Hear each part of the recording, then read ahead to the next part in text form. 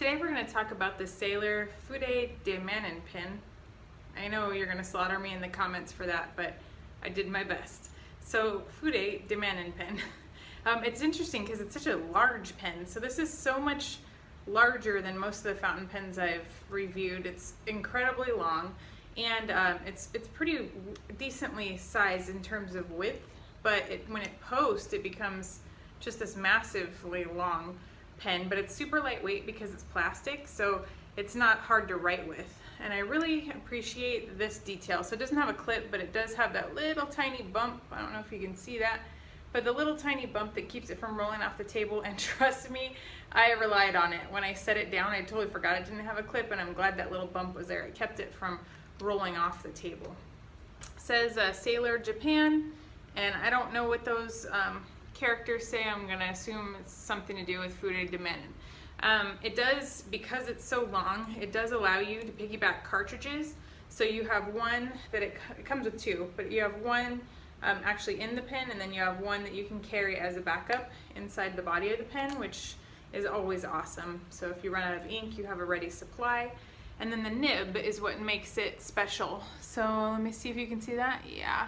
So see how it's bent? That very, very tip of the nib is just bent ever so slightly, like 58 degrees off. And normally a nib would be kind of straight after the feed there. That little black part is terminates. It would just be straight, but this one bends back. And what that does is that allows you to hold it in such a way where the flat part connects with the paper. And so that entire flat part, if you're holding it kind of, you know, at maybe a 45 degrees, so that the flat part is drawing flat against the paper, it'll create a super thick line.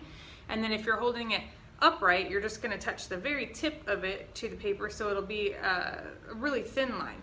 So it'd be really fun if you were an artist in order to draw with this fountain pen, because you would be able to do thick and thin all in the same sort of drawing. Now, I did do some experimenting. I went through like 2 pages, kind of funny actually.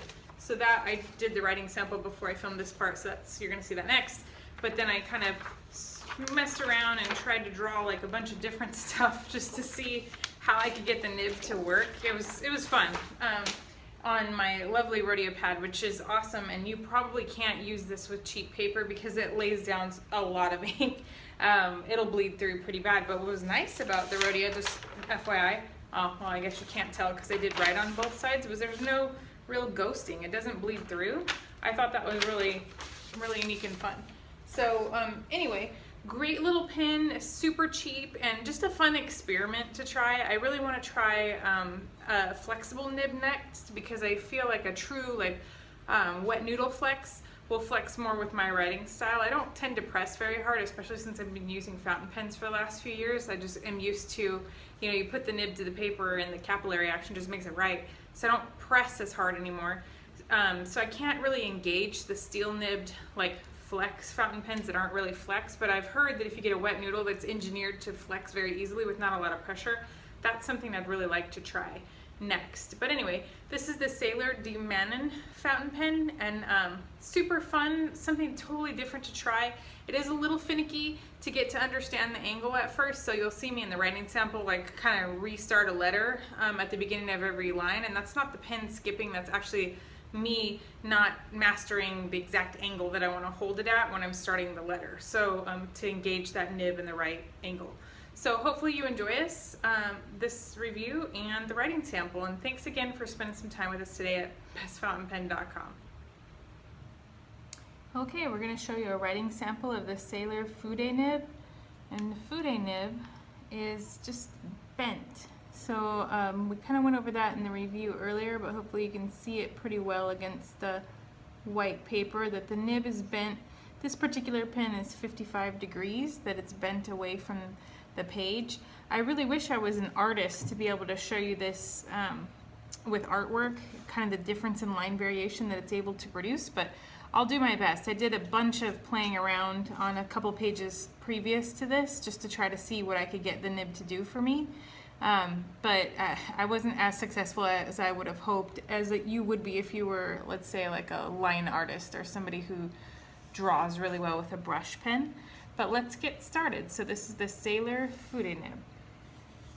Oops.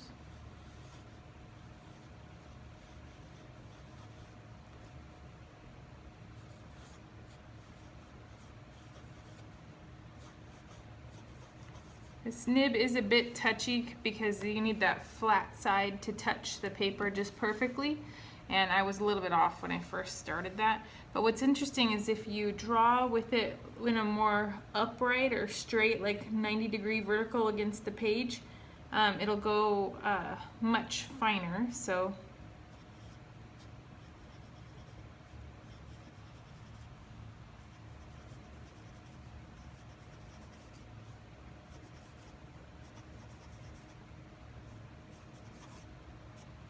and then if you, like I said, you want to get it a little bit more bent or get that flat part kind of lined up with the page, it'll give you a little bit wider line.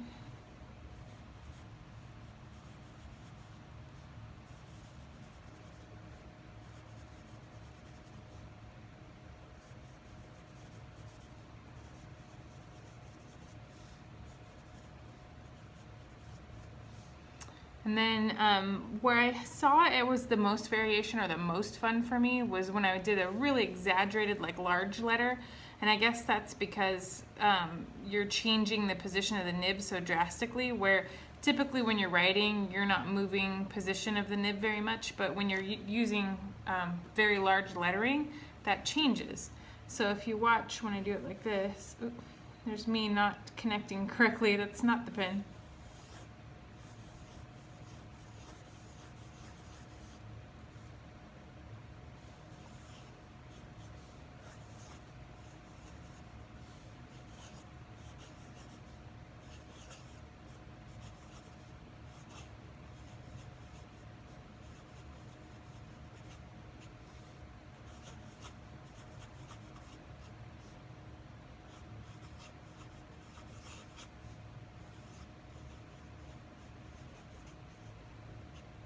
So obviously there's a lot more variation when you move the position of the nib in your hand, which is not natural, and it's kind of exhausting doing that with your hand. So I was a little bit disappointed, but I think for me to get that kind of variation more often, I think I'm just going to have to move toward a flex nib, which I've only, I was going to say interviewed, I've only reviewed a couple of those flex nibs, and none of them have been a truly flexy nib like a wet noodle.